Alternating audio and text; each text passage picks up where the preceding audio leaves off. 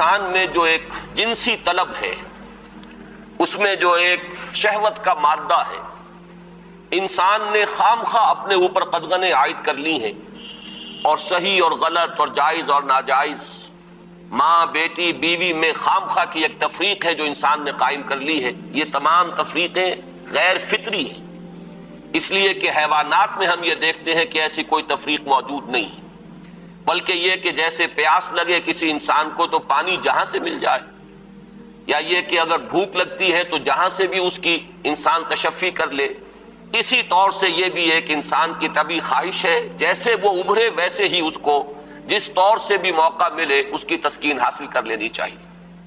یہ دو اصل میں فلسفیانہ نقطہ نظر، اور جیسا کہ میں نے عرض کیا خاص طور پر ادب کے میدان سے، لٹریچر کے میدان سے، خاص طور پر افسانوی انداز میں، ناولوں کے انداز میں، ڈراموں کے انداز میں یہ فکر پھیلایا گیا۔ یہ فکر ہے کہ جس نے مغرب کی تہذیب کا جو یہ سماجی عنصر ہے اسے واقعتاً یہ ہے کہ ایک سنڈاس بنا کر رکھ دیا ہے۔ جیسا کہ میں نے عرض کیا کہ ویسے تو پورے یورپ میں اور اسی کا عکس ہے اس وقت پوری دنیا میں اس تہذیب کے اثرات موجود ہیں، لیکن یہ کہ درجات ہیں، تو درجے کے اعتبار سے دیکھا جائے تو غالباً برطانیہ کا معاشرہ اور اس کے ساتھ یہ اسکینڈینیوین کنٹریز جو ہیں یہ اس معاملے میں اس وقت پوری نوع انسانی کے امام شمار کیے جا سکتے ہیں۔ مجھے چونکہ امریکہ بھی جانے کا اتفاق ہوتا رہتا ہے تو میں نے یہ محسوس کیا کہ امریکی معاشرہ ابھی اس اعتبار سے بہت پیچھے ہے۔ یورپ کو اس میں پیش قدمی کا اور امامت کا شرف حاصل ہو چکا ہے، اور خاص طور پر یورپ میں بھی یہ تین ممالک جو ہیں یہ بہت آگے نکل گئے ہیں۔ چنانچہ شرم اور حیا نام کی کسی شے کا کوئی وجود وہاں نہیں ہے، عصمت و عفت کا کوئی تصور موجود نہیں ہے۔ معلوم ہوتا ہے کہ یہ چیزیں انسان کی لغت کی میں سے خارج ہو چکی ہیں، اس کے سوچ کے دائرے سے باہر ہو چکی ہیں، اور اسی کا سب سے بڑا مظہر یہ ہے کہ آپ کو معلوم ہوگا کہ برطانیہ میں بھی یہ قانون منظور ہو چکا ہے، اور اسکینڈینیوین کنٹریز میں بھی، کہ دو مردوں کی شادی بھی ہو سکتی ہے۔ دو مرد لیگلی قانونی طور پر شوہر اور بیوی کی حیثیت سے رہ سکتے ہیں، قانون انہیں تسلیم کرے گا یہ شوہر ہے اور یہ بیوی ہے۔ اب اس درجے پرورشن، اس درجے فطرت انسانی کا مسخ ہو جانا، یہ چیز کہ جو ناقابل قیاس ہے، لیکن یہ کہ بالفعل دنیا کے اندر یہ موجود ہے۔ اور پچھلے دنوں جب مجھے اتفاق ہوا جانے کا سویڈن، تو وہاں معلوم ہوا کہ ایک پاکستانی بھی ہیں، ایک سرحد کے رہنے والے صاحب، جنہوں نے کہ ایک لڑکے سے وہاں شادی کی ہوئی ہے، اور قانونی اعتبار سے وہ میاں اور بیوی کی حیثیت سے وہاں مسلم طور پر زندگی گزار رہے ہیں۔ یہ جو معاملہ ہے، مجھے زیادہ صدمہ جس بات کا ہوا وہ اس پہلو سے کہ اس معاشرے کی جو اچیومنٹس ہیں، جو انہوں نے خوبیاں حاصل کی ہیں، ہمارا معاشرہ جو ہے ان کے بارے میں تو سوچنے کو بھی تیار نہیں۔ مثلاً یہ کہ سیاسی سطح پر مساوات، معاشی کفالت کا اصول، کہ کوئی شخص وہاں بھوکا نہیں رہ سکتا، ہر شخص کی گویا کہ کفالت جو ہے وہ ریاست کے ذمے ہے۔ وہ باتیں جو اسلام نے دی تھی، جو حضرت عمر فاروق رضی اللہ تعالیٰ عنہ کے قول منسوب ہے کہ اگر دجلہ و فرات کے کنارے کوئی کتا بھی بھوکا پیاسا مر گیا تو عمر قیامت کے دن ذمہ دار ہوگا، یہ نقشہ واقعہ ہے، تسلیم کرنا پڑتا ہے کہ ان لوگوں نے اس چیز کو آج کی دنیا میں بالفعل حاصل کر کے دکھایا ہے۔ سماجی مساوات کا یہ عالم کہ اگر کوئی فائنینس منسٹر، اسے بھی اگر اپنا چیک کیش کرانا ہے تو وہ بھی بینک میں اسی طرح لائن میں لگتا ہے جیسے کوئی عام شہری لگتا ہے۔ یہ سماجی مساوات کہ غریب سے غریب آدمی بھی وہاں پر جو بھی ہے، چاہے وہ ویلفیئر پر زندگی گزار رہا ہو، وہ خود معذور ہو چکا ہو اور صرف اسے حکومت کی طرف سے جو ہے سہولتیں حاصل ہو، لیکن اس کا بچہ بھی اگر بیمار ہوگا تو اسے وہی علاج میسر آئے گا جو وہاں کسی کروڑ پتی کے بچے کو علاج میسر آئے گا، اور اس کے بچے کو بھی وہی تعلیم ملے گی جو کسی منسٹر کے بچے کو تعلیم حاصل ہو سکے۔ یہ چیزیں جو ان کے ہاں اچھی ہیں فی الواقع، جو اصلاً تو ہماری تھی، لیکن یہ ہے کہ اس وقت اگر ہمیں وہاں پر یہ چیزیں نظر آتی ہیں تو مجھے تو وہی احساس ہوا تھا کہ کتابیں اپنے آبا کی یہ موتی علم و حکمت کے جو دیکھیں، ان کو یورپ میں تو دل ہوتا ہے سی پارا، چیزیں ہماری تھیں لیکن یہ انہوں نے کر کے دکھائیں۔ بدقسمتی ہماری یہ ہے کہ ان چیزوں کے بارے میں تو ابھی ہمارے ہاں کوئی سوچ نہیں، ادھر پیش قدمی کا کوئی امکان نہیں۔ ہم سینکڑوں کوس دور ہیں اس سے کہ اس قسم کے کوئی ہم معاشرتی ارتقاء جو ہے اس کے بارے میں سوچ بھی سکیں. لیکن جو ان کی گندگی ہے جس نے کہ ان کو تباہ کر کے رکھ دیا ہے، خاندانی نظام ٹوٹ پھوٹ کر رہ گیا ہے. جیسا کہ میں نے عرض کیا کہ شرم اور حیا جو ہے وہ ان کی لغت سے خارج ہو چکے ہیں، عصمت و عفت کے الفاظ بے معنی ہو چکے ہیں. یہ وہ گندگیاں ہیں کہ جن کو اپنے اس معاشرے کے اندر لانے کے لیے ہمارے ہاں ایک طبقہ ہے کہ جو پورے طور پر فعال ہے، اگرچہ عددی اعتبار سے اس کی کوئی حیثیت نہیں، وہ ایک بہت ہی حقیر اقلیت ہے، لیکن معنوی حیثیت ہے. اخبارات میں ان کے مضامین چھپتے ہیں، وہ دانشور شمار ہوتے ہیں، سرکاری حلقے جو ہیں وہ ان کو سپورٹ کرتے ہیں، ذرائع ابلاغ جو ہے ان تک ان کی رسائی ہے. لہذا اس معاشرے میں تیزی کے ساتھ یہ چیزیں جو ہیں وہ سرایت کرتی چلی جا رہی ہیں. بہرحال اس تمہید کے بعد اصلاً مجھے جس موضوع پر گفتگو کرنی ہے میں اس کی طرف آ رہا ہوں. میں جہاں تک پردہ اور زنا کے استیصال کے لیے جو دوسری تدابیر اسلام نے اختیار کی ہیں، جہاں تک اس کا تعلق ہے اس پر انشاءاللہ علیحدہ کسی موقع پر تقریر کروں گا. آج کے لیے میں نے طے کیا ہے کہ صرف اس مسئلے کو اچھی طرح ہم تھریش کریں، دیکھیں کہ واقعتاً نظریہ مساوات مرد و زن اس میں کوئی حصہ درست ہے یا نہیں ہے، تو کون سا ہے. ہمارے سامنے کسوٹی اور معیار جو ہے وہ اللہ کی کتاب ہے اور اس کے رسول صلی اللہ علیہ وسلم کی سنت ہے. ہمیں ان دونوں چیزوں کے حوالے سے دیکھنا ہے کہ اس نظریے میں صداقت کا ایلیمنٹ کتنا ہے اور دھوکہ اور فریب کا حصہ کتنا ہے. میں سب سے پہلے تو یہ عرض کروں گا کہ اسلام بھی دو سطحوں پر عورتوں اور مردوں کے درمیان کامل مساوات کا قائل ہے، لیکن ایک تیسری سطح وہ ہے کہ جس پر وہ ایک فرق کرتا ہے، درجہ بندی کرتا ہے. ان دونوں کو علیحدہ علیحدہ سمجھ لینا چاہیے. پہلی سطح جس پر کہ اسلام عورت اور مرد کے درمیان کامل مساوات کا قائل ہے وہ شرف انسانیت ہے. مرد بھی انسان ہے، عورت بھی انسان ہے.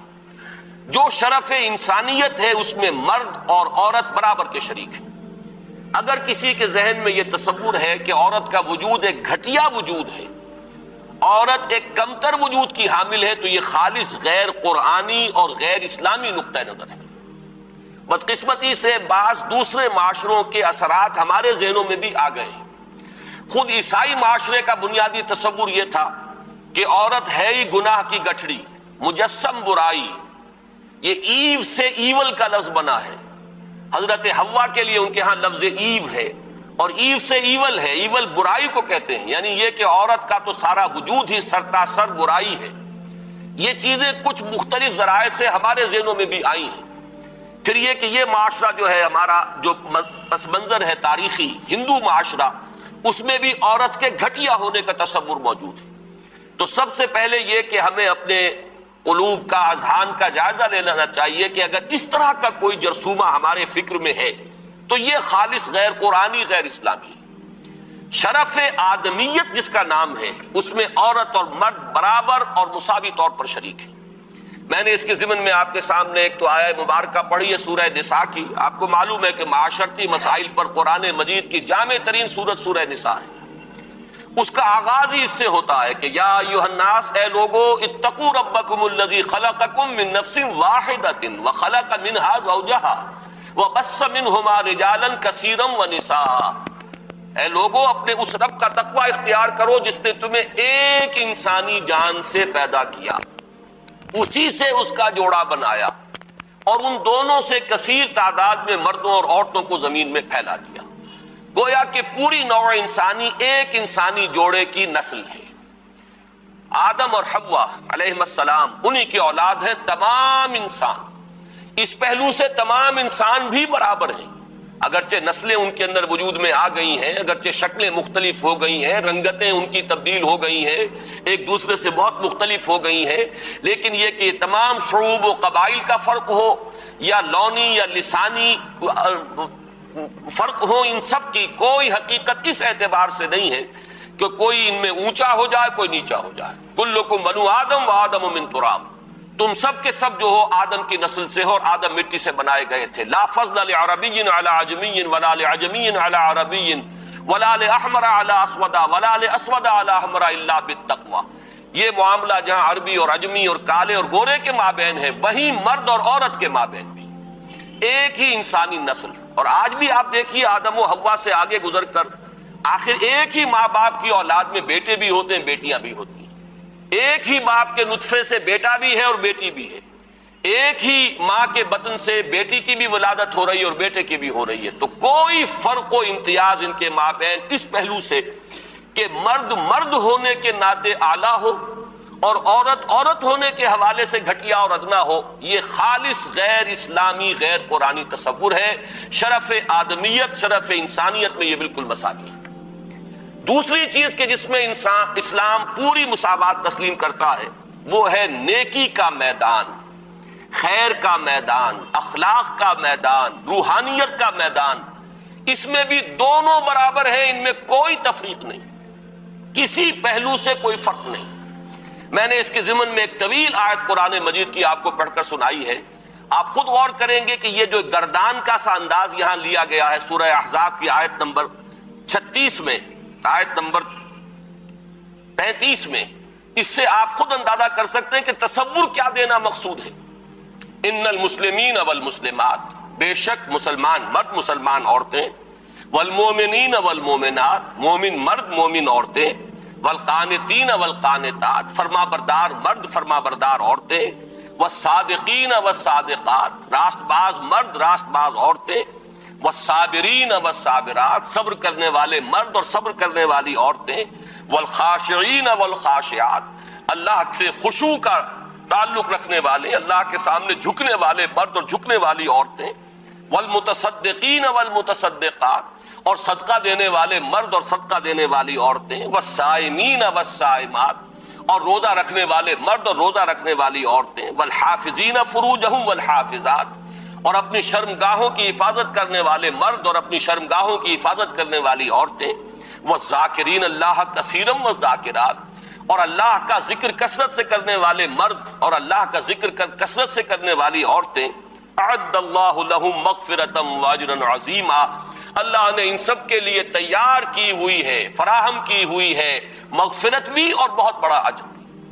یہ سارا جو ہے اس آیت کا ماحصل کیا ہے؟ یہ تمام وہ اوصاف ہیں کہ جو مطلوب ہیں، یہ محاسن ہیں، یہ بھلائیاں ہیں، یہ نیکیاں ہیں، یہ اعلیٰ اقدار ہیں جو اسلام چاہتا ہے کہ انسانوں کے اندر پروان چڑھیں.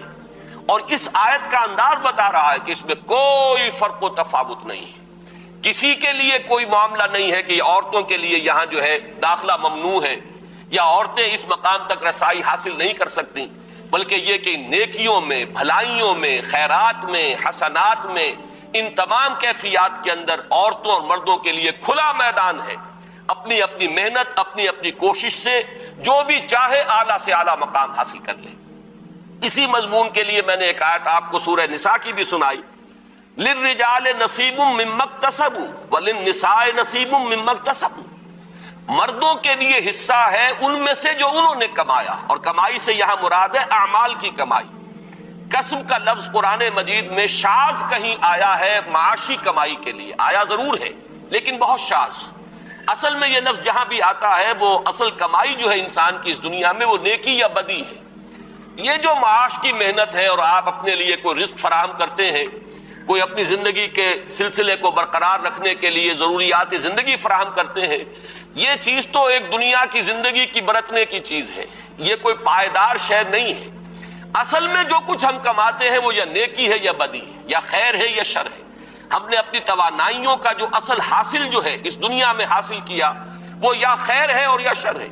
تو اصل میں قرآن مجید میں کسب کا لفظ آتا ہے اعمال کے لیے کہ کیا کمایا. اس کو بھی بعض لوگوں نے اس دور میں، بعض دانشوروں نے غلط طریقے پر انٹرپریٹ کیا ہے. اس کو سمجھ لینا چاہیے کہ یہاں اس آیہ مبارکہ میں لفظ کسب آ رہا ہے انسانی اعمال کے لیے. للرجال نصیب مما اکتسبوا، جو کمائی مرد کریں گے انہیں اس میں سے حصہ مل جائے گا. وللنساء نصیب مما اکتسبن، اور جو کمائی عورتیں کریں گی وہ اس میں سے حصہ پائیں گی. یہ نہیں ہے کہ مرد کی کمائی میں سے عورت کو حصہ مل جائے اور عورت کی کمائی میں سے مرد کو حصہ مل جائے. شوہر کی اگر نیکی ہے تو اس کا فائدہ شوہر ہی کو پہنچے گا، بیوی کو نہیں پہنچ سکے گا. اور بیوی کی اگر نیکی ہے تو اس کا فائدہ بیوی ہی کو پہنچے گا، شوہر کو نہیں پہنچے گا. وَاسْأَلُوا اللَّهَ مِنْ فَضْلِهِ، اور یہ میدان کھلے ہوئے ہیں، اللہ سے سوال کرو، درخواست کرو اس کے فضل میں سے، مانگو جتنا مانگ سکتے ہو. یہ مانگنے کے لیے بھی ایک استعداد مطلوب ہے. انسان اللہ تعالیٰ کے ساتھ اپنا قبلہ درست کرے گا اللہ کی طرف، اللہ کے ساتھ اپنے اندر اخلاص پیدا کرے گا، تبھی مانگنے کی بھی اس کے اندر صلاحیت پیدا ہوگی، تبھی وہ واقعی اطمینان قلب کے ساتھ اللہ کے سامنے دست سوال دراز کر سکے گا. ان اللہ کان بکل شیء علیما، یقیناً اللہ تعالیٰ ہر چیز کا علم رکھتا ہے، وہ ہر ایک کو اس کی استعداد کے مطابق، اس کی محنت کے مطابق، اس کی کوشش کے مطابق عطا فرماتا ہے. اس میں ایک آیت اور چاہتا ہوں کہ آپ حضرات کے سامنے رکھوں، اور اس کے حوالے سے ذرا میں ہماری تاریخ کا جو صدر اول ہے، صحابہ کرام کا دور، اور اس میں سے بھی بالکل سابقون الاولون کا جو دور ہے، اس میں سے چند حوالے دینا چاہتا ہوں کہ کس طرح ہمارے سامنے ان معاملات میں عورت اور مرد بالکل، میں یہاں جان بوجھ کر لفظ استعمال کر رہا ہوں شانہ بشانہ، کہ جو آج غلط طریقے پر استعمال ہو رہا ہے، مختلف میدانوں میں عورت اور مرد کو شانہ بشانہ چلانے کی کوشش ہو رہی ہے. اصل میں یہ میدان ہے کہ جہاں اب مرد اور عورت شانہ بشانہ چلنے چاہیے. وہ سورہ آل عمران کے آخری رکوع کی آیت ہے. آپ میں سے اکثر حضرات کے ذہن میں ہوگا کہ اس مقام پر اللہ تعالیٰ نے اپنے کچھ نیک بندوں کی دعا نقل کی ہے، بڑی طویل دعا ہے، اور اس دعا کے بعد فوراً جو آیت آتی ہے اس میں اس دعا کی قبولیت کا اعلان ہے. فاستجاب لهم ربهم انی لا اضیع عمل عامل منکم من ذکر او انثی بعضکم من بعض. تو اللہ نے ان کی دعا قبول فرمائی اور یہ ارشاد فرمایا کہ میں تو تم میں سے کسی بھی عمل کرنے والے کے کسی بھی عمل کو ضائع کرنے والا نہیں ہوں، خواہ وہ مرد ہو خواہ عورت. بعضکم من بعض، تم سب ایک دوسرے ہی سے ہو، ایک ہی باپ کی اولاد میں بیٹے اور بیٹیاں، اور ایک ہی ماں کے بطن سے بیٹے اور بیٹیاں. معلوم ہوا کہ تمہیں اگرچہ ہم نے مذکر اور مؤنث بنایا ہے، مرد اور عورت کی شکل دی ہے، لیکن یہ کہ تم ہو ایک ہی انسانیت کی جو نسل ہے اسی سے تعلق رکھنے والے. فالذین ہاجروا، اب یہاں اللہ تعالیٰ نے کچھ چوٹی کے اعمال کا ذکر کیا ہے. ایک اعمال تو وہ تھے جو سورہ احزاب کی آیت میں ہمارے سامنے آ چکے ہیں، یہ زیادہ تر انفرادی نوعیت کے ہیں. انسان کی نیکی ہے، راست بازی ہے، اللہ کا ذکر ہے، اپنی عصمت و عفت کی حفاظت ہے، صدقہ ہے، خیرات ہے، اور نماز پڑھنا ہے. یہ تمام چیزیں جو ہیں یہ انسان کی انفرادی نیکی کے اوصاف ہیں. لیکن یہاں جن چیزوں کا ذکر ہے وہ ہے در حقیقت اللہ کی راہ میں سرفروشی، جانفشانی، اللہ کی راہ میں تکلیفیں اٹھانا. فالذین ہاجروا واخرجوا من دیارہم واوذوا فی سبیلی وقاتلوا وقتلوا، تو جن لوگوں نے اللہ کی راہ میں ہجرت کی، جو اپنے گھروں سے نکال دیے گئے، جنہیں میری راہ میں ایذائیں پہنچائی گئیں، جنہوں نے اللہ کی راہ میں جنگ کی، اور جو قتل ہوئے، فرمایا کہ جن لوگوں کے اعمال اتنے بلند ہیں، جنہوں نے یہ کچھ بلندیاں حاصل کی ہیں اپنے اعمال میں، لَأُكَفِّرَنَّ عَنْهُمْ سَيِّئَاتِهِمْ، ان کے بارے میں تو کسی شک و شبے کی گنجائش ہی نہیں ہے. یعنی میں تو کسی کے چھوٹے سے چھوٹے عمل کو ضائع کرنے والا نہیں ہوں، خواہ وہ مرد ہو خواہ عورت، تم سب ایک دوسرے ہی میں سے ہو. باقی جن کے اعمال اتنے بلند ہوں، اتنے اونچے ہوں، جنہوں نے یہ کچھ سرفروشی اور جانفشانی کی ہو ہمارے دین کی راہ میں، میں لازماً دور کر دوں گا ان سے ان کی برائیوں کو، اور میں لازماً داخل کروں گا انہیں ان باغات میں جن کے نیچے ندیاں بہتی ہوں گی، اور یہ اللہ کی طرف سے بدلہ ہوگا، اور اللہ ہی کے پاس ہے بہت بڑا بدلہ. اب اس آیت کو سامنے رکھیے، اور میں یہ چاہتا ہوں کہ مردوں اور عورتوں کے درمیان اس پہلو سے جو مساوات سامنے آتی ہے تاریخ اسلامی کے صدر اول میں خاص طور پر، اس کی چند جو مثالیں ہیں وہ آپ کے سامنے آ جائیں. دیکھیے، آپ کو معلوم ہے کہ اگرچہ نبوت کا درجہ بہت بلند ہے، بہت اعلیٰ ہے، نبوت و رسالت ایک بہت بڑا منصب ہے، اور یہ بالکلیہ وہبی شے ہے، اکتسابی نہیں ہے. اب تو اس کا دروازہ مستقلاً بند ہو چکا محمد الرسول اللہ صلی اللہ علیہ وسلم کے بعد، لیکن یہ کہ آپ سے پہلے بھی اور آپ کے ضمن میں بھی یہ وہبی شے تھی، اکتسابی نہیں تھی. کوئی اپنی محنت سے نبوت حاصل نہیں کر سکتا تھا، بلکہ اللہ تعالیٰ جس کو چاہتا تھا منتخب فرماتا تھا. اب ان سے کمتر درجے جو ہیں ان میں صدیقیت ہے، شہادت ہے. جیسے کہ سورہ نساء کی آیت میں آیا ہے، اولئک مع الذین انعم اللہ علیہم من النبیین والصدیقین والشہداء والصالحین. اب میں آپ سے عرض کروں گا کہ جہاں تک مرتبہ صدیقیت کا تعلق ہے، اگرچہ اہل سنت کا یہ اجماعی عقیدہ ہے کہ حضرت ابوبکر صدیق صدیق اکبر ہے، سب سے بڑے صدیق، بلکہ یہ کہ تمام انسانوں میں انبیاء کے بعد افضل ترین شخصیت حضرت ابو بکر۔ لیکن واقعہ یہ ہے کہ جس مرتبہ و مقام پر مردوں میں حضرت ابو بکر صدیق ہے، صدیق اکبر، بالکل اسی مقام پر خواتین میں حضرت خدیجہ الکبریٰ ہے رضی اللہ تعالی عنہا، جو صدیقۃ الکبریٰ ہیں۔ ان کے نام کے ساتھ یہ لفظ کبریٰ جو آیا ہے، اکثر لوگ جو ہے اس کو سمجھتے نہیں ہیں۔ کبریٰ اکبر کا مؤنث ہے، یہ صدیق اکبر ہیں، وہ صدیقۃ الکبریٰ ہیں کہ صدیقہ جو ہیں، آپ کو معلوم ہے یہ لفظ قرآن میں حضرت مریم کے لیے آیا، امہ صدیقہ، حضرت عیسیٰ کی والدہ کے بارے میں آیا، وہ صدیقہ تھی۔ اسی طریقے سے حضرت آسیہ کا ذکر آیا، فرعون کی بیوی کا۔ لیکن یہ ہے کہ اس امت میں جس مرتبہ و مقام پر مردوں میں حضرت ابو بکر صدیق ہے، بالکل اسی مرتبہ و مقام پر خواتین میں حضرت خدیجہ الکبریٰ ہے رضی اللہ تعالی عنہ۔ بلکہ واقعہ یہ ہے کہ اگر آپ مجھ سے پوچھیں میرے دل کی بات، فاش گویا مانچے در دل مضمر است، تو مجھے تو واقعتاً یہ طے کرنا مشکل ہو جاتا ہے کہ ان دونوں میں سے افضلیت کس کی ہے۔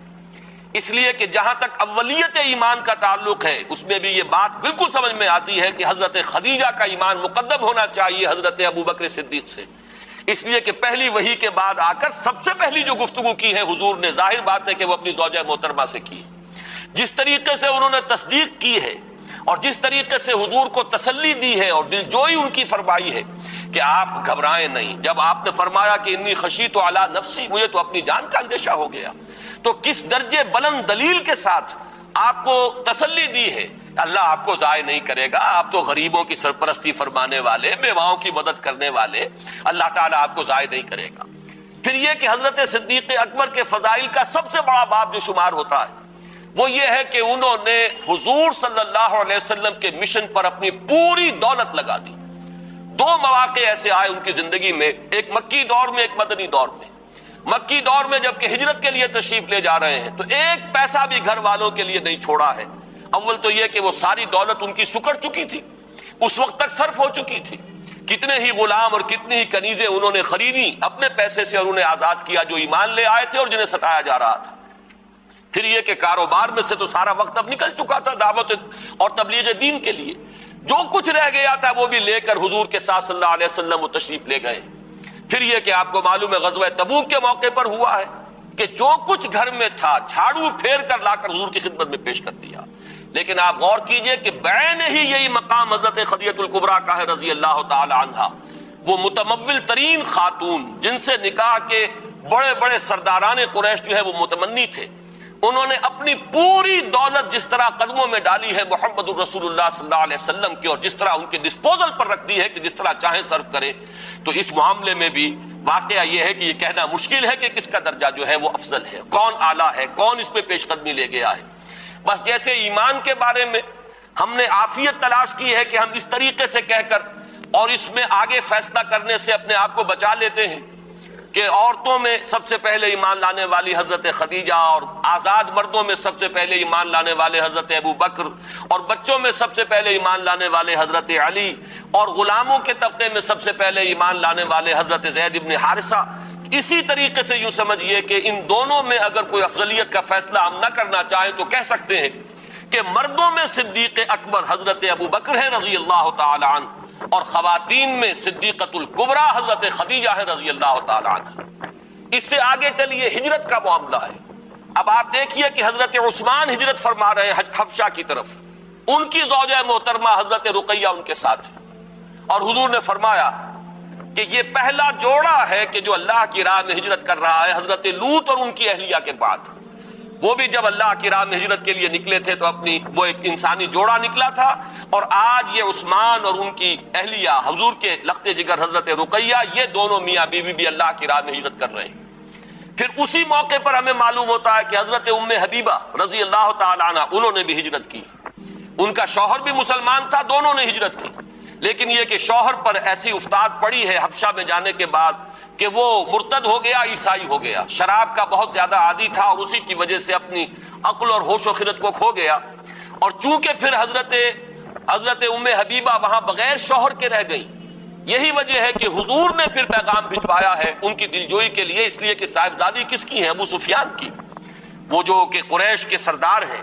تو حضرت ام حبیبہ کا نکاح پھر حضرت نجاشی نے پڑھایا ہے اور اپنے پاس سے مہر ادا کیا ہے، اور یہ حضور صلی اللہ علیہ وسلم خود مدینے میں تھے، نکاح یہاں ہوا ہے، بعد میں وہ پہنچی ہے مدینہ منورہ۔ تو میں اس وقت صرف یہ بتانا چاہ رہا ہوں کہ اللہ کی راہ میں ہجرت میں بھی مرد اور عورت ہمیں شانہ بشانہ نظر آ رہے ہیں، اس میں بھی ان کی اچیومنٹس وہی ہیں کہ جو مردوں کی۔ اوذو فی سبیلی کا معاملہ لیجئے تو حضرت سمیہ اور حضرت یاسر رضی اللہ تعالی عنہما شانہ بشانہ اس معاملے میں آپ کو نظر آئیں گے کہ جتنی ایذائیں ابو جہل نے پہنچائی ہیں حضرت یاسر کو، اتنی ہی ایذائیں جو ہے برداشت کی حضرت سمیہ نے۔ جس وحشیانہ اور ظالمانہ انداز میں شہید کیے گئے ہیں حضرت یاسر، اسی طرح وحشیانہ اور بربریت کے انداز میں حضرت سمیہ نے جام شہادت نوش کیا ہے۔ اس معاملے کے اندر بھی وہ مساوات ہمیں نظر آ رہی۔ تو معلوم یہ ہوا کہ یہ تمام مقامات بلند جہاں شرف انسانیت میں مرد اور عورت برابر ہیں، اور اس میں وہ اوصاف کے جو سورہ احزاب کی آیت نمبر 35 میں ہمارے سامنے آ چکے، جس آیت کا جو انداز بتا رہا ہے کہ اس میں کوئی فرق و تفاوت نہیں ہے، بلکہ ان تمام اوصاف میں کھلا میدان ہے۔ عورت اپنی محنت کے مطابق آگے بڑھے، مرد اپنی محنت کے مطابق جو مرتبہ اور مقام حاصل کرنا چاہے کر لے۔ اسی طریقے سے دین کی خدمت میں، دین کے لیے سرفروشی، جانفشانی، ہجرت ہے، اور اللہ کی راہ میں ایذاؤں کو برداشت کرنا ہے۔ جس طرح حضرت بلال اور حضرت ابو فقیہ کو مارا گیا ہے اور پیٹا گیا، اسی طرح حضرت زنیرہ اور بعض دوسری باندیاں ہیں جو ایمان لے آئی حضور صلی اللہ علیہ وسلم پر، انہیں بھی مارا اور پیٹا گیا ہے۔ جس طریقے سے حضرت ابو بکر نے حضرت بلال، حضرت ابو فقیہ کو خرید کر آزاد کیا، اسی طرح متعدد باندیاں ہیں جو ایمان لے آئی تھی اور ان کو انہوں نے اپنے پیسے سے خریدا اور آزاد کیا۔ تو یہ وہ میدان ہے کہ جس میں کامل مساوات ہے، یعنی شرف انسانیت میں کامل مساوات۔ دینی مقامات، روحانی مقامات بعد میں بھی ہمیں نظر آتا ہے۔ حضرت جنید بغدادی ہے رضی اللہ تعالیٰ عنہ، تو رابعہ بصریہ بھی ہے رحمت اللہ علیہما، تو ان میں معلوم ہوتا ہے کہ یہاں بھی کوئی فرق اور امتیاز ہمیں نظر نہیں آتا۔ صحابہ کرام میں فقہائے صحابہ کے درجے میں حضرت عمر، حضرت علی نظر آ رہے ہیں، تو فقہائے صحابہ میں حضرت عائشہ صدیقہ رضی اللہ تعالیٰ عنہ کا مقام بہت بلند ہے۔ تو معلوم یہ ہوا کہ ان تمام چیزوں میں اسلام مساوات کا قائل ہے، شرف انسانیت میں برابری، اور دین کے معاملات میں، روحانی معاملات میں، اخلاقی معاملات میں اس میں بھی برابری ہے، مساوات ہے، اس میں بھی کہیں کوئی قدغن نہیں ہے کسی عورت کے آگے کہ اس سے آگے وہ نہیں جا سکتی۔ البتہ تیسری سطح جو ہے جس کے بارے میں مجھے عرض کرنا ہے، اسے اگر میں کہوں کہ وہ سطح ہے انتظامی اور قانونی، تو یہاں یقیناً اسلام نے ایک فرق و تفاوت پیدا کیا ہے، لیکن اس فرق و تفاوت کے اندر بھی ایسا نہیں ہے کہ ایک طبقے کو بالکل گرا دیا گیا ہو اور کسی بھی پہلو سے اس کی کوئی کمپنسیشن نہ ہو، بلکہ یہاں اگرچہ درجہ بندی ہے لیکن یہ کہ ایک توازن پیدا کیا گیا ہے۔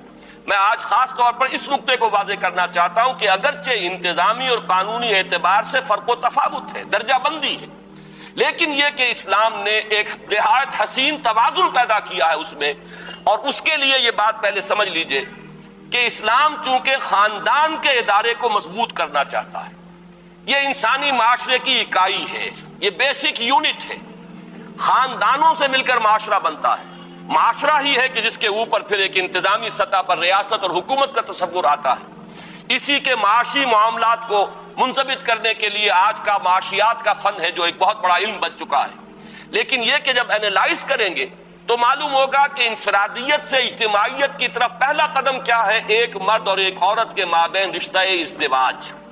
یہاں سے انفرادیت اجتماعیت کی شکل اختیار کرتی ہے۔ پہلے یہ میاں اور بیوی ہے صرف، لیکن جب اللہ تعالیٰ اولاد دیتا ہے تو اب اس میں سیکنڈ ڈائمنشن ایڈ ہو گئی، اب ان کی حیثیت والدین کی ہے اور وہ اولاد ہے۔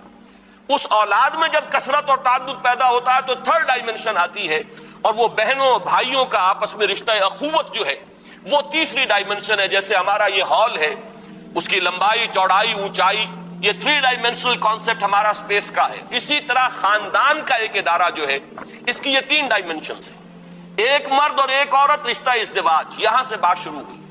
اولاد ہوئی تو ایک نئی جو اس میں عرض جو ہے وہ شامل ہو گیا، اور وہ کیا ہے، وہ والدین اور اولاد کا رشتہ ہے۔ تیسرا اولاد کے مابین اب رشتہ اخوت ہے، بہنوں اور بھائیوں اور بھائیوں اور بھائیوں کے درمیان، یہ ہے خاندان کا ادارہ۔ اس خاندان کے ادارے کے استحکام کا دار و مدار اس پر ہے کہ سربراہ ایک ہو. دو برابر کے اختیار رکھنے والے سربراہ کسی ادارے کے نہیں ہو سکتے. دنیا میں کسی بھی سطح پر آپ غور کیجئے، کوئی شخص بقائمی ہوش و حواس یہ نہیں کہہ سکتا کہ کسی اجتماعی ادارے کے دو بالکل مساوی اختیارات رکھنے والے سربراہ ہو سکتے ہیں. کوئی محکمہ دو ڈائریکٹرز نہیں ہو سکتے. ڈائریکٹر ایک ہوگا، اس کے نیچے آپ ڈپٹی ڈائریکٹرز اور جوائنٹ ڈائریکٹرز جتنے چاہیں آپ بنا لیجئے، اسسٹنٹ ڈائریکٹر بنا لیجئے، فوج کی فوج کر دیجئے، لیکن اوپر جا کر اگر ایک نہیں ہوگا تو وہ نظام کبھی بھی درست نہیں رہے گا. آپ کی کوئی بہت بڑی فرم ہے، مینیجنگ ڈائریکٹر ایک ہوگا، نیچے ڈائریکٹرز کی چاہے آپ نے کتنی لمبی چوڑی فوج جو ہے وہ بنا لی ہو، لیکن مینیجنگ ڈائریکٹر ایک ہوگا. یہی وہ چیز ہے جسے قرآن مجید بطور دلیل اختیار کرتا ہے توحید کے لیے، کہ اگر اس کائنات میں ایک سے زیادہ با اختیار ہستیاں ہوتی تو اس میں درہم برہم ہو جاتا نظام، لفسدتا، تو فساد پیدا ہو جاتا. کسی کی مرضی کچھ ہوتی، کسی کی مرضی کچھ ہوتی. کوئی کسی حکمت پر عمل کرنا چاہتا، کسی کے سامنے کوئی اور مصلحت ہوتی. یہ حکمتوں اور مصلحتوں کا ٹکراؤ اور اختلاف رائے جو ہے اس کائنات کے اندر جو نظم نظر آ رہا ہے، اس میں جو محسوس ہوتا ہے کہیں کوئی رکھنا نہیں ہے، تو یہ در حقیقت دلیل ہے اس کی کہ ایک ہی اختیار، ایک ہی ارادہ، ایک ہی فیصلہ جو ہے اس کائنات کے اندر کار فرما ہے. یہ توحید کی دلیل ہے کہ لو کان فیہما آلہۃ الا اللہ لفسدتا، اگر ان میں آسمانوں اور زمین میں اللہ کے سوا کوئی اور بھی الہ ہوتے تو ان میں فساد رونما ہو جاتا. بالکل وہی توحید ہے در حقیقت، اسی کا ایک عکس ہے جو اسلام خاندان کے ادارے میں چاہتا ہے کہ اس کا سربراہ ایک ہوگا اور وہ سربراہ مرد ہوگا. میں اس کو بات کو منطقی انتہا تک پہنچانے کے لیے یہاں تک کہتا ہوں کہ فرض کیجئے کہ آپ یہ طے کر لیں کہ عورت سربراہ ہوگی تو لازماً مرد کو اس کے تابع ہونا پڑے گا. یہ دنیا میں ایسے بعض معاشرے رہے ہیں کہ جہاں عورت کو سربراہی دی گئی ہے، وہ در حقیقت وہ اپنی جگہ پر وہ بھی ایک نظام چلا ہے، بعض جگہوں پر بہت استثنائی کیفیات کے ساتھ، لیکن ظاہر بات ہے مساوات تو پھر بھی نہ رہی نا، کیونکہ اوپر کسی کو ایک کو ہونا ہے. اگر عورت کو سربراہ بنائیں گے، جس کو آپ کہتے ہیں مادر سری نظام، یہ پدر سری نظام ہے. باپ اگر سربراہ ہے، اگر ماں سربراہ ہے، مادر سری نظام ہو جائے گا لیکن باپ تابع ہو جائے گا، مساوات تو نہیں ہو سکتی. اور اگر پدر سری نظام ہے تو باپ جو ہے وہ بالا تر ہے، وہ ہیڈ آف دی فیملی ہوگا، عورت اس کے تابع ہوگی. یہ ممکن نہیں ہے کہ اس سطح پر مساوات کو اختیار کیا جا سکے. یہ ناممکن العمل ہے، یا مرد کو سربراہی دیجیے یا عورت کو سربراہی دیجیے. اور قرآن مجید نے بالکل واضح الفاظ میں یہ سربراہی جو ہے وہ مرد کو عطا کی. چنانچہ میں نے جو آیات آپ کو پڑھ کر سنائی تھی ان میں سے ایک آیت تو سورہ بقرہ کی ہے کہ جو تمہید کا درجہ رکھتی ہے. ظاہر بات ہے کہ آج جو چیز انسانوں کے اندر اس درجے ایک فلسفے کی شکل اختیار کر کے آ گئی ہے، اس کے کوئی نہ کوئی جراثیم اس زمانے میں بھی ہوں گے. اور عورتوں کے اندر وہ جو ایمینسیپیشن یا ان کی آزادی کا ایک جذبہ ہے، اس وقت بھی کچھ نہ کچھ وہ چاہے بہت ہی دبا ہوا ہو لیکن موجود ہوگا.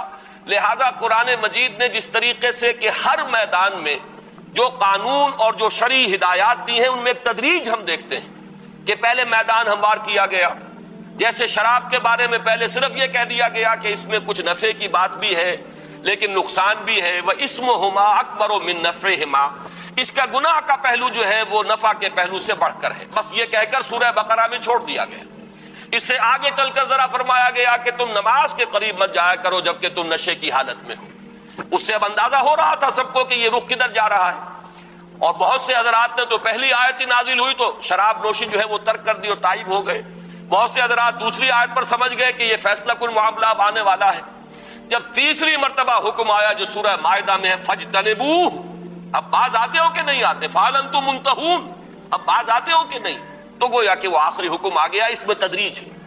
بالکل اسی طرح اس معاملے کو یہ کڑوی گولی حلق سے اتارنے کے لیے کہ مردوں کو قوام بنایا جانا ہے، مردوں کو حاکم بنایا جانا، اس ادارے کا سربراہ بنایا جانا ہے، اس کے لیے ذرا فضا ہموار کی گئی ہے. پہلے سورہ بقرہ کی آیت میں، آیت نمبر 228 ہے، یہ فرمایا وَلَهُنَّ مِثْلُ الَّذِي عَلَيْهِنَّ بِالْمَعْرُوفِ، عورتوں کے حقوق بھی اسی طرح کے ہیں معروف طریقے پر جیسے کہ ان کے فرائض ہیں. یہ بات اچھی طرح سمجھ لیجئے، اس آیت کا ترجمہ بھی اس دور میں بعض لوگوں نے غلط کیا ہے، اپنے مغالطے کی وجہ سے بعض جان بوجھ کر غلط کر رہے ہیں۔ یعنی وہ یہ سمجھتے ہیں کہ ترجمہ یہ ہوگا کہ جیسے حقوق مردوں کو عورتوں پر ہے ویسے ہی حقوق عورتوں کے مردوں پر ہے۔ یہ ترجمہ اس کا غلط ہے۔ عربی زبان میں لام اور علا کا استعمال جو ہوتا ہے اس کو سمجھ لیجئے کہ لام کسی کے حق کے لیے آتا ہے اور علا کسی کی ذمہ داری کے لیے۔ ذمہ داری، لائبلٹی، رسپانسبلٹی، جس کے لیے وہ اکاؤنٹیبل ہے، جس کی اس کو جواب دہی کرنی ہوگی، علا اس کے لیے آتا ہے۔ جیسے کہ وہ مشہور دعا ہے قرآن مجید کے بارے میں کہ پروردگار وَاجْعَلْهُ لَنَا حُجَّةً، اے اللہ اس قرآن کو ہمارے حق میں حجت بنا۔ اور حضور کی وہ حدیث ہے کہ القرآن حجت لک او علیک، یہ قرآن یا تو تمہارے حق میں حجت بنے گا یا تمہارے خلاف دلیل بنے گا۔ بالکل اسی طرح یہاں ہے وَلَهُنَّ مِثْلُ الَّذِي عَلَيْهِنَّ بِالْمَعْرُوفِ، یہ اصل میں توازن ہے وہ کہ جو حقوق اور فرائض اور ذمہ داریوں اور اختیارات کے مابین ایک توازن دنیا میں ایک یہ مسلمہ امر ہے کہ آپ کو معلوم ہے دنیا کے نظام میں اگر کسی شخص کے اوپر آپ نے ذمہ داری زیادہ رکھی ہے تو اس کے پاس حقوق بھی زیادہ ہونے چاہیے، اس کے اختیارات بھی زیادہ ہونے چاہیے۔ کسی کی اگر ذمہ داری کم ہے تو اسے کم اختیارات کی ضرورت ہے۔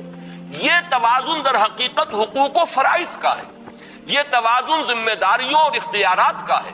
جتنی وسیع ذمہ داریاں ہوں گی اتنے وسیع اختیارات لازمی ہیں، جتنے محدود فرائض ہیں اتنے ہی محدود حقوق ہو جائیں گے۔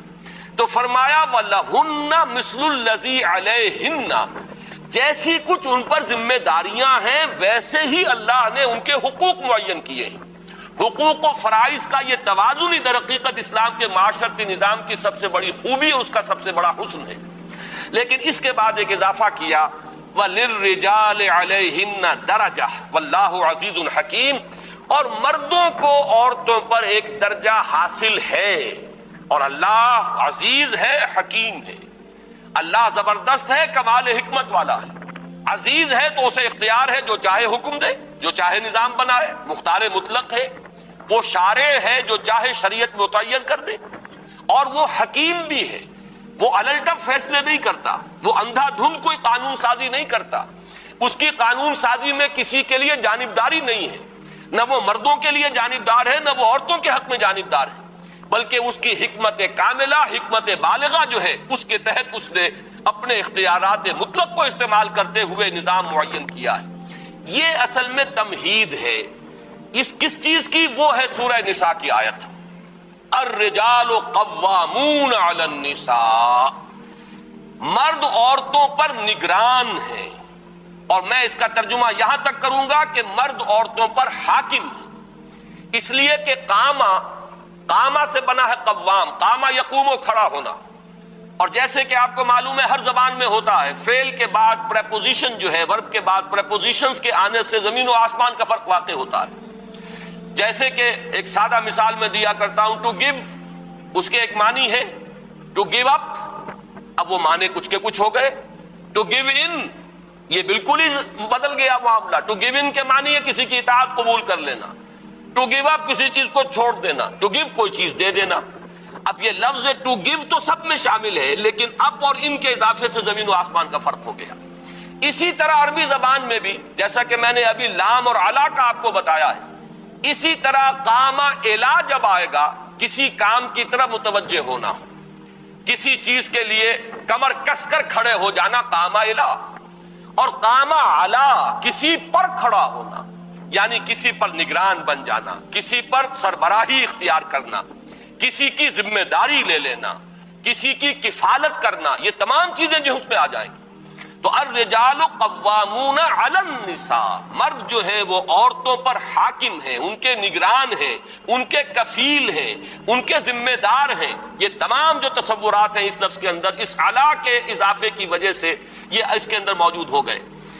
بما فضل اللہ بعضهم علی بعض، اب یہ قوامیت جو مرد کو دی گئی کس بنیاد پر دی گئی؟ قرآن نے خود اس کو واضح کیا۔ دو باتیں ہیں، نمبر ایک بسبب اس فضیلت کے جو اللہ نے بعض کو بعض پر دی ہے۔ اب یہ بعض کو بعض پر دی ہے، یہ بھی در حقیقت ایک بہت ہی بلیغ پیرایا بیان ہے کہ عورتوں کی ذرا دل شکنی نہ ہو کہ وہ بات یوں کہی جاتی کہ چونکہ اللہ نے مردوں کو فضیلت دی ہے عورتوں پر، وہ بات آ چکی تھی وَلِلرِّجَالِ عَلَيْهِنَّ دَرَجَةٌ، یہ سورہ بقرہ کی آیت میں بات آ چکی، مردوں کو عورتوں پر ایک درجہ فضیلت کا حاصل ہے، لیکن یہ کہ یہاں پھر بات کو مبہم انداز میں کہا گیا تاکہ اس بات کو انسانی ذہن جو ہے قبول کر لے، اللہ نے بعض کو بعض پر فضیلت دی ہے۔ اب یہ ایک ایسا یونیورسل ایک ٹروتھ ہے، بعض پیدائشی طور پر خوبصورت ہیں، بعض بدصورت ہیں، بعض کو اللہ نے اچھی صحت سے نوازا ابتدا سے، اور بعض کمزوری پیدا ہوتے ہیں، کمزوری رہتے ہیں، بعض کو ذہنی صلاحیتیں بہت بہتر دی ہوئی ہیں اور بعض کے پاس نہیں ہیں، غبی ہیں۔ یہ چیزیں وہ ہیں کہ جو فضیلتیں ہیں انسان کی تخلیقی بنیاد پر، جس میں انسان کا نہ کوئی کریڈٹ ہے نہ اس پر کوئی الزام جائے گا، اس لیے کہ جو اللہ نے بنا دیا جس طور سے بنا دیا، لیکن ظاہر بات ہے کہ ذہین کو غبی پر ایک فضیلت حاصل ہے، قوی کو ضعیف پر ایک فضیلت حاصل ہے۔ حضور نے فرمایا المؤمن القوی خیر من المؤمن الضعیف، مومن جو قوی ہو وہ ایک کمزور مومن کے درجے میں بہتر ہے، اس لیے کہ وہ اسلام کے لیے زیادہ محنت کرے گا، اللہ کے دین کی سربلندی کے لیے زیادہ محنت کر سکے گا، زیادہ قربانیاں دے سکے گا۔ تو اب لیکن یہ کہ اس میں کسی کا قصور نہیں ہے، اگر کوئی جسمانی اعتبار سے کمتر پیدا کیا گیا تو اس میں اس کے لیے کوئی ملامت کی بات نہیں ہے۔ البتہ فضیلت اپنی جگہ پر مسلم ہوگی، اس کو تسلیم کیے بغیر چارہ نہیں۔ تو اس طریقے سے جنرل الفاظ میں فرمایا گیا بما فضل اللہ بعضهم علی بعض، بسبب اس فضیلت کے جو اللہ نے بعض کو بعض پر دی ہے۔ مراد کیا ہے؟ مردوں کو ایک فضیلت دی ہے، ان کو جسمانی طور پر زیادہ توانا بنایا ہے، ان میں قوت کار زیادہ رکھی ہے، ان کے اندر جو ہے جسمانی پہلو سے اللہ تعالیٰ نے زیادہ طاقت پیدا فرمائی ہے۔ مختلف چیزیں ہیں جس کی بنا پر کہ دائرہ کار جو ہے مختلف کر دیے گئے، فرائض مختلف کر دیے گئے۔ اور دوسری بات فرمائی وَبِمَا أَنفَقُوا مِنْ أَمْوَالِهِمْ، اور بسبب اس کے کہ وہ اپنے اموال میں سے خرچ کرتے ہیں، اس لیے کہ اسلام نے اولاً تو پورا جو معاشی ذمہ داری کا بوجھ ہے وہ مرد پر ڈالا ہے، عورت کے ذمہ نہیں ڈالا۔ استثنائی حالات استثنائی ہوتے ہیں، جیسے کہ آپ انگریزی میں کہتے ہیں exceptions prove the role, exceptions تو ایکسیپشنز ہی رہیں گی، وہ قانون کو نہیں بدلتی بلکہ وہ قانون کو اور موثق کر دیتی ہیں، مزید اس سے قانون ثابت ہو جاتا ہے۔ تو استثنائی حالات اور ہیں، اگر کوئی بیوہ ہے بیچاری اور اس کے چھوٹے بچے ہیں، وہ دوسری شادی بھی نہیں کرنا چاہتی اپنے ان بچوں کی وجہ سے، اور وہ کوئی محنت مزدوری کر رہی ہے، وہ گھر میں بیٹھ کر کپڑے سی رہی ہے یا کوئی بچوں کو پڑھا کر اپنا پیٹ پال رہی ہے، اپنے بچوں کی پرورش کا سامان کر رہی ہے، تو بہت بڑی نیکی کما رہی ہے۔ لیکن یہ ہے کہ بہرحال ذمہ داری مرد کی ہے اصلاً کہ وہ گھر کا پورا خرچ جو ہے اس کو برداشت کرے۔ اسی کو سمجھیے کہ بطور علامت یہ مہر جو ہمارے ہاں ہے، یہ مہر کیوں ہے جس پر کہ اتنا زور ہے پورے سورہ بقرہ میں اور سورہ نساء میں، جہاں بھی کہیں خواتین کا معاملہ آیا ہے اس میں آپ کو وہ وَآتُوا النِّسَاءَ صَدُقَاتِهِنَّ نِحْلَةً، یہ مہر جو ہے یہ ان کو خوش دلی کے ساتھ ادا کیا کرو۔ اس کا مطلب کیا ہے؟ ظاہر بات ہے کہ مہر عورت کی قیمت نہیں ہے، معاذ اللہ، عورت کوئی فروختنی شے نہیں ہے کہ مہر کے عوض آپ نے اسے خرید لیا۔ یہ صرف ایک سمبل ہے، ایک علامت ہے اس بات کی کہ مرد طالب ہے، عورت مطلوب ہے۔ اس کے لیے علامت کے طور پر یہ چیز رکھ دی گئی ہے کہ کچھ نہ کچھ اپنا مال وہ خرچ کرتا ہے، اور یہ در حقیقت ایک علامت بن گئی ہے اس کے طالب ہونے کی۔ حالانکہ ویسے اگر دیکھا جائے تو سیدھی بات ہے، جیسے مرد کو عورت کی ضرورت ہے، عورت کو بھی مرد کی ضرورت ہے۔ ایک پہیے پر گاڑی نہیں چل سکتی، نہ صرف مرد کے پہیے پر انسانی تمدن کی گاڑی چل سکتی ہے، نہ عورت کے پہیے پر گاڑی چل سکتی ہے۔ یہ دونوں ہی پہیے ہوں گے تو گاڑی آگے بڑھے گی، اور جس طریقے سے مرد کو عورت کی ضرورت ہے اسی طرح عورت بھی مرد کی محتاج ہے۔ لیکن مہر مرد دیتا ہے تاکہ معلوم ہو کہ یہ ایک اسلام کا ایک رخ ہے کہ جس سے کہ اس نے پورے فلسفے کو واضح کر دیا۔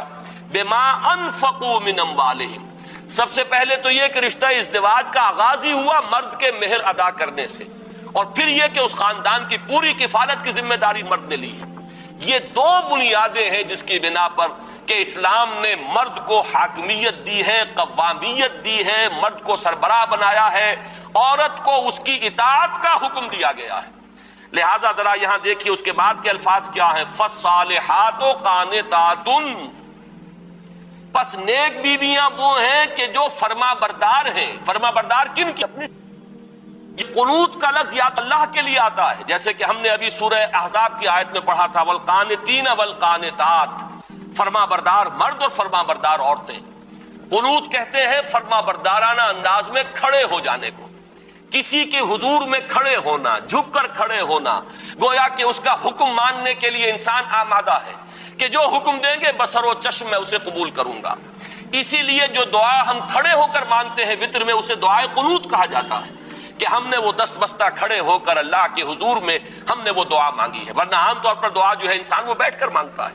نماز کے بھی قاعدہ اخیرہ کے اندر دعا ہے، ایسے بھی آپ نماز کے اختتام کے بعد بھی دعا مانگتے ہیں بیٹھ کر، دعائے قنوت، وہ در حقیقت کھڑے ہو کر۔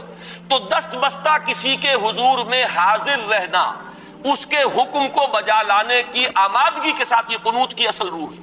تو اللہ کا قانت بندہ اور اللہ کی قانت کنیز بندی، لیکن یہاں یہ لفظ آیا ہے فالصالحات قانتات، نیک بیویاں وہ ہیں جو شوہروں کی اطاعت گزار ہیں۔ اب یہاں جان لیجئے وہ قاعدہ کلیہ اپنی جگہ پر قائم رہے گا کہ لا طاعت لمخلوق فی معصیت الخالق۔ حضور صلی اللہ علیہ وسلم نے فرمایا مخلوق میں سے کسی کی اطاعت نہیں ہو سکتی جس میں کہ خالق کی معصیت لازم آ رہی ہو۔ حاکم کی اطاعت نہیں ہوگی، استاد کی اطاعت نہیں ہوگی، والدین کی اطاعت نہیں ہوگی اگر وہ اللہ کے حکم کے خلاف حکم دے۔ اگر باپ کہتا ہے نماز نہ پڑھو تو نہیں مانا جائے گا، والدہ کہتی ہے کہ نماز نہ پڑھو نہیں مانا جائے گا، اس لیے کہ لا طاعت لمخلوق فی معصیت الخالق۔ اگر حاکم جو ہے اللہ کی شریعت کے حکم کے خلاف حکم دیتا تو نہیں مانا جائے گا، لا سمع ولا طاعہ، نہ سنیں گے نہ اطاعت کریں گے۔ بالکل اسی طریقے سے عورت اپنے شوہر کے اس حکم کی تو خلاف ورزی کر سکتی ہے، بلکہ اسے کرنا چاہیے، یہ اس کے ایمان کا تقاضا ہے، جو شریعت کے حکم کے خلاف وہ حکم دے۔ لیکن شریعت کے حکم کے اندر جو دائرہ ہے، اب اس میں دو شکلیں ہیں، مباحات کا دائرہ ہے، اس میں اختلاف رائے ہے، شوہر کی رائے کچھ اور ہے، بیوی کی رائے کچھ اور ہے۔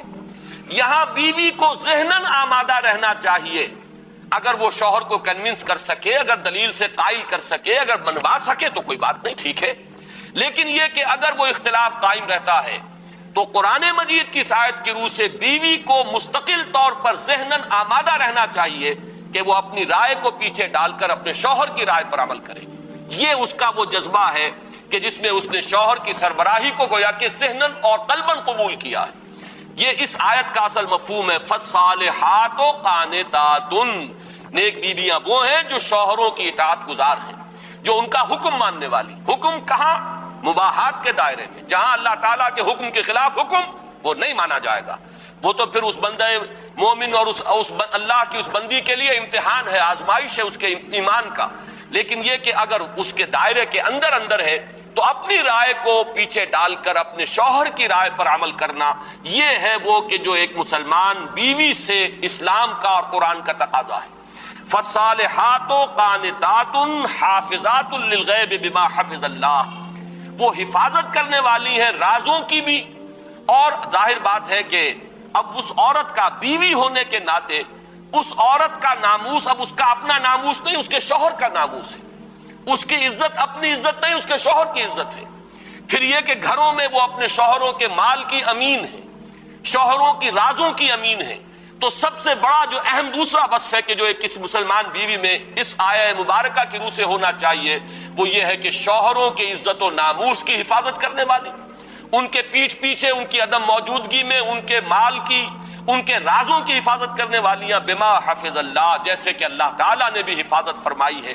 وہ ہمارے نہ معلوم کتنے راز ہیں جن کو اللہ نے چھپایا ہوا ہے، اگر ہمارے وہ راز تشت ازبام ہو جائیں تو ہم دنیا کو شاید منہ دکھانے کے قابل نہ رہیں۔ اور یہ رسوائی ہے کہ جس سے اللہ تعالیٰ کی پناہ مانگتے رہنا چاہیے کہ اللہ ولا تخزنا یوم القیامہ، اے اللہ ہمیں قیامت کے دن رسوا نہ کیجو، بلکہ یہ کہ ہمارے ان عیوب کی ستاری فرمائی اور اس کو ان کے اوپر جیسے تو نے دنیا میں پردہ ڈالے رکھا آخرت میں بھی پردہ ڈالے رکھی۔ تو اسی طریقے سے عورت کا معاملہ ہے کہ وہ اپنے شوہر کے، ظاہر بات ہے کہ جس قدر اس سے واقف ہے، اس کی کمزوریوں سے واقف ہے، اس کے جو بھی کوئی راز ہے ان سے واقف ہے، تو اس کی وہ امانت دار ہے۔ یہ ہے وہ آیہ مبارکہ کہ جس میں یہ جو انتظامی اور قانونی سطح ہے اس پر اسلام نے ہرگز مساوات نہیں رکھی، بلکہ اس قانونی سطح پر آ کر ایک ادارے کے نظم کو برقرار رکھنے کے لیے مرد کو حاکم اور قوام کی حیثیت دی ہے، اور اس پر معاشی کفالت کا بوجھ ڈالا ہے، اور عورت کے ذمہ یہ لگایا ہے کہ وہ اپنے شوہر کی تابع داری کرے، اس کی فرما برداری کرے، اور اس کی عزت و ناموس اور اس کے مال اور اس کے رازوں کی حفاظت کرے۔ اس کے ضمن میں جو ایک نقطہ میں واضح کرنا چاہتا ہوں، وقت بہت کم رہ گیا ہے، وہ یہ ہے کہ یہ معاملہ بھی اصل میں بعض لوگوں کے سامنے اس طرح آیا ہے کہ صرف اس کا ایک رخ سامنے آتا ہے۔ اس کا دوسرا رخ یہ ہے کہ اسلام نے کمپنسیٹ کیا ہے عورت کو، جہاں اس پہلو سے قانونی درجے میں اسے کمتر رکھا ہے، وہاں بعض دوسرے پہلوؤں سے اس کی اس کمی کی تلافی کی ہے، اس کسر کا جبر کیا ہے اسلام نے۔ اس کی کیا شکل ہے، اس کو سمجھنے کے لیے پہلے میں آپ کے سامنے ایک مثال رکھتا ہوں۔ آپ ترازو کی مثال سامنے رکھیے۔ ترازو کو جہاں سے آپ پکڑتے ہیں وہ بالکل درمیان میں ہوتی جگہ، دونوں طرف اس کے بازو برابر ہیں، لہذا وہ ڈنڈی سیدھی ہے۔ ایک سیر ادھر ڈالیں گے تو ایک سیر ادھر ڈالنا ہوگا تاکہ وہ ڈنڈی سیدھی رہے۔